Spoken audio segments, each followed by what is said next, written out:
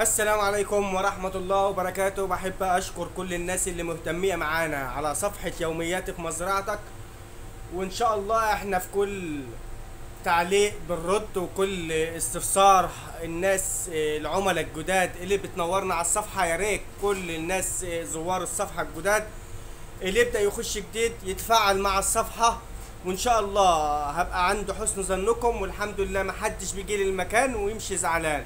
النهارده برضه هفرجكم على تشكيله، عشان في ناس بتقول لي عندك انواع كذا عندك انواع كذا. مفيش حد مربي ارانب ما عندهوش نوع كذا ولا اي حاجه. الانواع موجوده بفضل الله كلها، كيف ما تحب كله موجود. يلا اول حاجه هفرجكم عليها على الدوج الجميل. هي اعمار صغيره، وبرضه هفرجكم على الاعمار الكبيره. دي طبعا الدوج، لو حد بيحب الارنب الدوج عندنا جميع الالوان. دي واخد شعره زي ما انتم شايفينها كده، الشعره بتاعته اللي بتلمع. وعندنا برضه حاجه عامله زي الريكس الالماني، بس بنسميها في الاول والاخر الشنشله الغامق. دي شنشله غامق، حاجه بسم الله ما شاء الله تبارك الله، حاجه صغيره اهيت وكويسه بفضل الله. وبرضه الناس اللي بتسال عن الشنشله، موجود عندنا الشنشله من اعمار كبيره لاعمار صغيره. هو دي شعره الشنشله، الناس كلها بتحبه. بس هرجع واقول لك في الاول والاخر، انا بيتفضل ارانب معينه. انا احب الارنب الابيض اللي هو الفلاين، زائد كده الارنب الاسكندريه. وبرضه تعالى برضه عشان الفيديو ما يطولش عليكم، نرجع نوريكم الاشكال الجديده اللي عندنا. ودي حاجه زي الريكس الالماني، هو بيبقى شقي شويه وبغل كده، بس مفيش اي مشكله، بحب اربيه. بس اكتر انواع هتلاقوها عندي بالنسبة للأمهات اللي أنا بربها إحلال لنفسي، أكتر حاجة بتلاقيها الإسكندرية، وزائد غير كده اللي هو الفلاين. الإسكندرية 3 ألوان، الفلاين لون واحد زي ما أنتوا عارفين.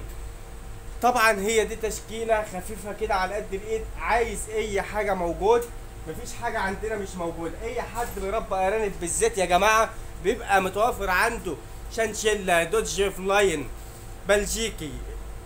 والبلجيكي قليل، بس الناس بتفكر الارنب الاصفر بلجيكي، مع انه مش بلجيكي يا جماعه، هو ارنب اسكندريه. تعالوا برضه افرجكم على حته جميله قوي اسمها هارد كوين. ممكن تكون جديده عند ناس، وممكن برضه ناس ما خدتش بالها من النوعيه ديت.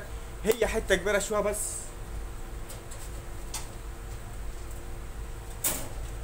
طبعا اهو يا جماعه الهارد كوين بتاعنا اللي هو الناس بتسميه سيامي.